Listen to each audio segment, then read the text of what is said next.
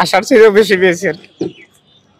আমার বাবা আমার জন্য অনেক কিছু করে, এই রোজা রেখেও সকাল থেকে আমার সাথে। আমার বাবার কথা হলো কোনোভাবে পড়ালেখা খালি পাসটা করতে পারলেই হবে, মেইনলি ক্রিকেট। আমার পার্সোনালি লিটন দাসের ব্যাটিংটা ভালো লাগে।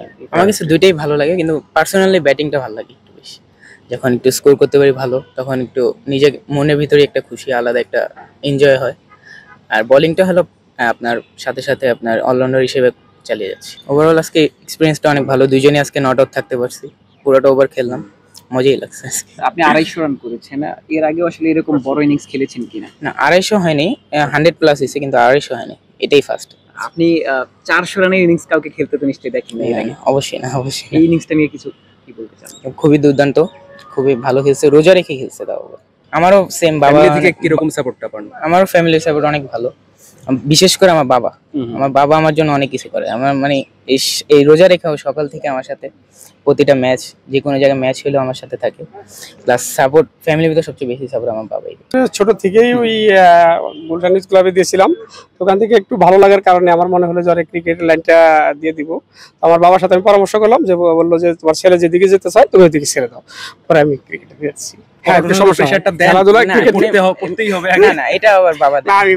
বাবার কথা হলো কোনোভাবে পড়ালেখা খালি পাসটা করতে পারলেই হবে, মেইনলি ক্রিকেট। ক্রিকেটে স্কুলে বলে দিয়েছি যে স্যার 50% ক্রিকেট খেলবে আর 50% লেখাপড়া। এটা আমার এই সুযোগটা বনানী বিদ্যানিকেতন থেকে এই সুযোগটা আমাকে দিয়েছে, যার কারণে আমি হয়তো ওকে খেলা রেখেছি। কিন্তু এইবার এই পরীক্ষার্থী সামনে 10 তারিখ ফাইনাল পরীক্ষা, আপনারা দোয়া করবেন। এই পরীক্ষার পরে হয়তো আমি আরে এই কাজটা আরো বেশি করাবো। ইদানিং বন্ধ ছিল প্রায় 5 মাস যাবো, তো কোনো প্র্যাকটিসই করে না, টোটালি অফ।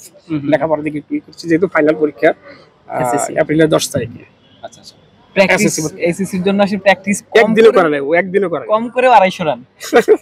আল্লাহ জানে, এটা ভাগ্য, হয়তো রেখেছে আল্লাহ ভালো। কতটা এনজয় করলেন আসলে ছেলের ব্যাটিং? এটা আসলে খুব একটা আমার পূর্ণতার একটা ব্যাপার, আপনার এজ গার্ডিয়ান হিসেবে এবং আপনার সন্তান হিসেবে বাবার সামনে এরকম একটা ইনিংস খেলা বা আপনি চোখের সামনে দেখলেন, কতটা তৃপ্তি দেয় আসলে? খুবই ভালো লাগছে, এটা কি বলবো, এটা আসলে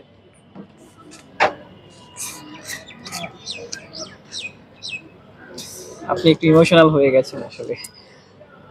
আসার চেয়েও বেশি পেয়েছি আর কি।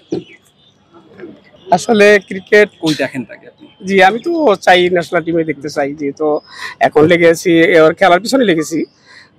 আমি সময় দিই সবসময় ওকে, ওরে একা ছাড়া হয় না, যেখানে খেলা হোক আমি যাই সাথে, আমি থাকি সবসময়।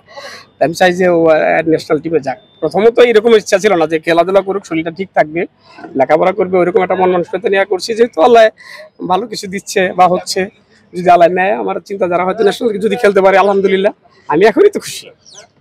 না, এখানে তো আপনি বাংলাদেশে আসলে আমি ক্রিকেট খেলি না, কখনো খেলা দেখি না, আমি খেলি না, এই প্রথম। মানে আমি খেলা দেখি না, আমার ছেলের খেলার কারণে আমি হয়তো যাই মাঠে যাই বিভিন্ন কিছু শিখতেছি। আসলে প্রকৃতপক্ষে আসলে আমার ছেলে যাকে চয়েস করে, যারটা আইডল মনে করে, ওইটাই করুক, আমি ওইটাই আশাবাদী। আমি ক্রিকেট খেলা আমি কখনো খেলিনি, আমার লাইফে ক্রিকেট খেলিনি, ওকে ছোটবেলা থেকে দিয়েছি। যখন আমার বাবা বললো যে ছেলে যেদিকে যেতে চায় তুমি ওই দিকে ছেড়ে দাও, আমি ক্রিকেটে ছেড়ে দিচ্ছি।